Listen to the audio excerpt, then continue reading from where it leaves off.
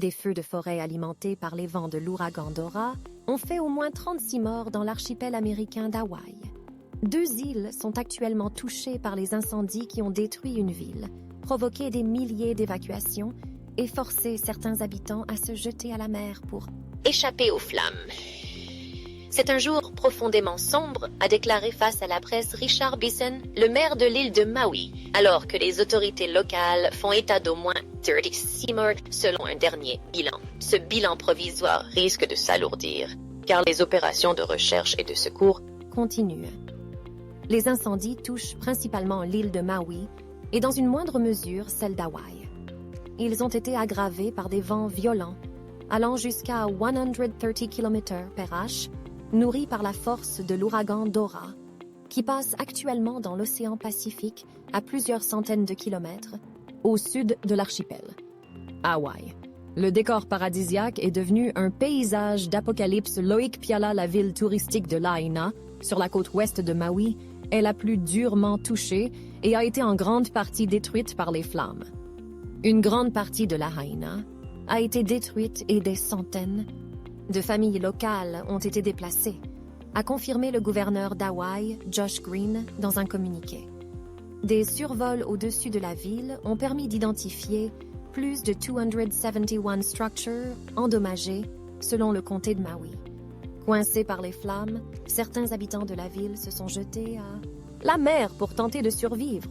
14 personnes ont été secourues dans les eaux au large de Lahaina, selon les autorités. Le réseau hospitalier de l'île est dépassé par les patients souffrant de brûlures ou ayant inhalé de la fumée, d'après la vice-gouverneure Sylvia Luke, selon qui la situation est dramatique. Les autorités tentent de transférer les patients vers d'autres îles. 13 000 foyers sans électricité et des milliers de personnes en attente de pouvoir être évacuées. Selon le comté de Maui, plus de 2100 personnes ont été hébergées dans des centres d'urgence et environ 2000 voyageurs ont été hébergés à l'aéroport de Kahului en attendant de pouvoir être évacués. La garde nationale a été activée et le président américain Joe Biden a annoncé la mobilisation de tous les moyens fédéraux disponibles sur l'archipel pour lutter contre les feux. Le vent a fait tomber de nombreux poteaux électriques et les réseaux de communication sont coupés sur une partie de Maui.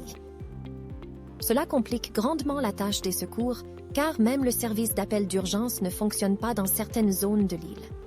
Selon le site Power Outage, environ 13 000 foyers et commerces restaient sans électricité mercredi soir dans l'archipel.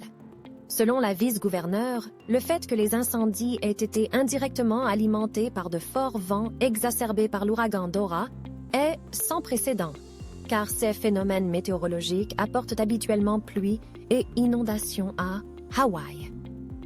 Des millions de personnes ont été touchées par des phénomènes météorologiques extrêmes dans le monde entier au cours des dernières semaines. Des événements qui, selon les scientifiques, sont exacerbés par le changement climatique.